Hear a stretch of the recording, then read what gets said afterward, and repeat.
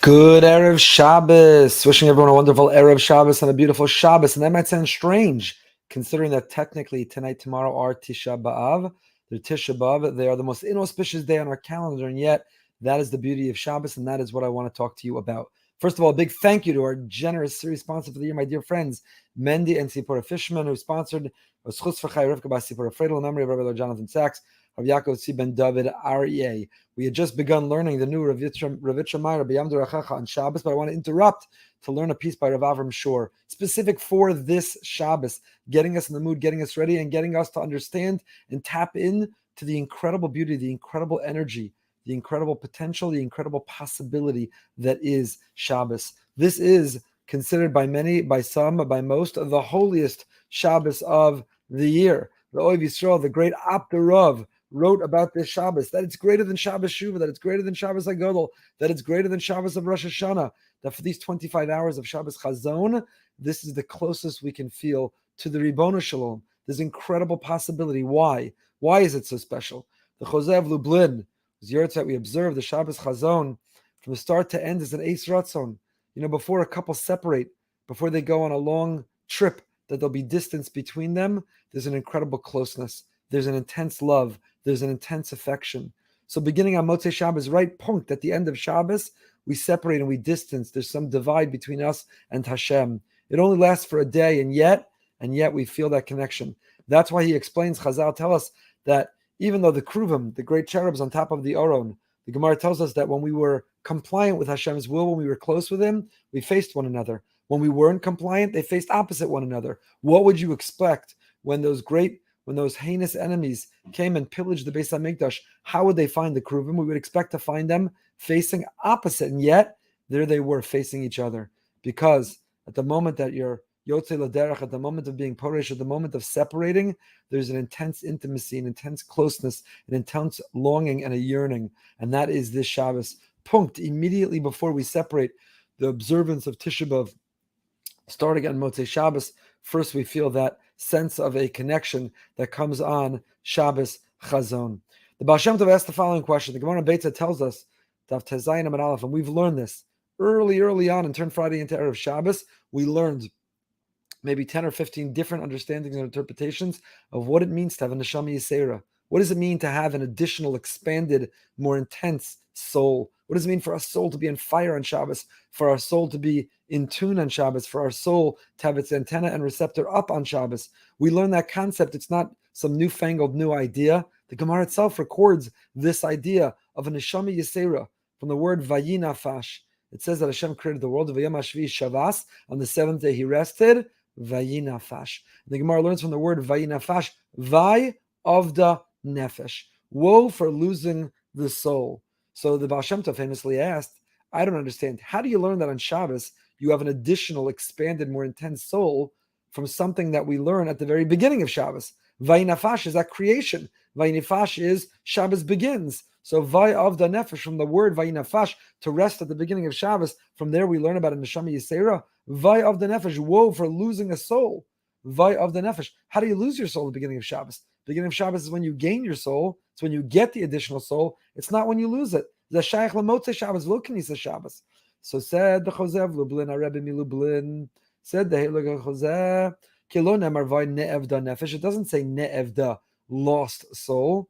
It says Ki Nefesh Avda Havai. You see, all week long we say Oivei. All week long we krechts and we moan. All week long we're stressed and we're anxious. All week long we work hard. All week long we say, Oy, it's so late, I haven't gone to sleep. Oy, I can't be an alarm. I can't believe the alarm went off. I have to wake up. Oy, I can't believe how much there is to do. Oy, I can't believe the stress, the pressure, the challenges. There's a void, there's an oivei all week long. Comes the Holy Shabbos, and we put all our problems up on a shelf. They'll come back, we'll take them down. But for 24 hours, we get a reprieve, we get refuge. For 24 hours, we immerse ourselves in a place that is Me'ein Olam Haba, a taste of a world to come where we feel whole, we feel complete, we feel without those challenges and struggles. Said the Heilige Chozeh of Lublin. It doesn't say Ne'evda Nefesh. The word Vayinafash is not we lost our soul, but read it differently. Vay Avda Nefesh. Avda Nefesh, the soul loses its Vay. On Friday, when Shabbos comes in, we no longer feel the sense of oivei, but we feel the sense of geschmack, I'm going to rest. I'm going to sing. I'm going to play. I'm going to laugh. I'm going to eat. I'm going to enjoy. I'm going to learn. I'm going to daven. Vai of the nefesh. The sense, the attitude of vai, the soul has lost. Vai of the nefesh. The nefesh loses that sense of oivei. She'ila nefesh od vai kla. We don't have that sense of oivei. We don't have that sense of oivei. Says the Rav Mishor, if that's true for every Shabbos, if all week long we struggle all week long, we confront all week long, we have anxiety and worry and tension and fear. All week long we're saying, oivei, Shabbos comes vai of the nefesh. We lose the sense of oivei and we replace it with a sense of, oh yeah. So if that's true all week long, if that's true for every ordinary Shabbos, all the more so it's true for Shabbos of Tisha B'Av, because immediately tomorrow night, the second Shabbos ends, we sit low on the floor. We start crying and groaning and grieving. Oh, tomorrow night, right when Shabbos ends, we immediately and abruptly transition right into a state of realizing just how low and lowly we are, how alone we are in this world, all of our problems and all of our trials and all of our travails. So Shabbos is a reprieve. Shabbos is a refuge. This Shabbos is a holy and lofty Shabbos. This Shabbos, we get to lift ourselves for 24 hours before we have to go into that place. Before we go into that place. This is an incredible Shabbos. It's the power of Shabbos. That even though tonight, tomorrow are the 9th of Av, and they were designated as a Bechil Adoros, a day for crying, but you could have Shalashidas, you could eat meat and wine all the way right up until the fast. Shalashidas, we don't take off our leather shoes, and we don't eat it sitting to the ground, and we don't eat egg dipped in ash. But Shalashidas, you can have Kesudos Shlomo B'Shaito, just like the meal of Shlomo HaMelech in his time. That Shabbos reminds us, this Shabbos, the most powerful Shabbos, because this Shabbos is the strongest expression of Shabbos, that even in conflict with a Tisha B'Av, even in conflict with that overwhelming grief and pain, Shabbos wins out. Shabbos supersedes. Shabbos lifts us up.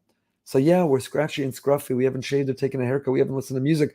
We haven't had meat or wine in 9 days. We haven't gone swimming. We've been much more restricted in our showering. Even though we feel that sense of mourning and grief, feel that sense of loss and tension, we're focused on all that's wrong. Shabbos comes and it's all that's right.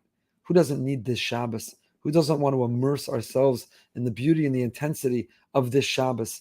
So Shabbos Chazon in general, it's that goodbye to Hashem, which is the closeness and intimacy, the Eis Ratzon. Instead of it being the most inauspicious day on our calendar, it is auspicious. It's an Eis Ratzon because we're about to take leave. And this Shabbos, more than any, Vai of the Nefesh. For 9 days, it's been miserable. And exactly punct when Shabbos ends, we'll have a fast. It'll return to being miserable. But for the 24 hours of Shabbos, Vai of the Nefesh. We lose that sense of Oivei, and we enter a place of, oh yeah.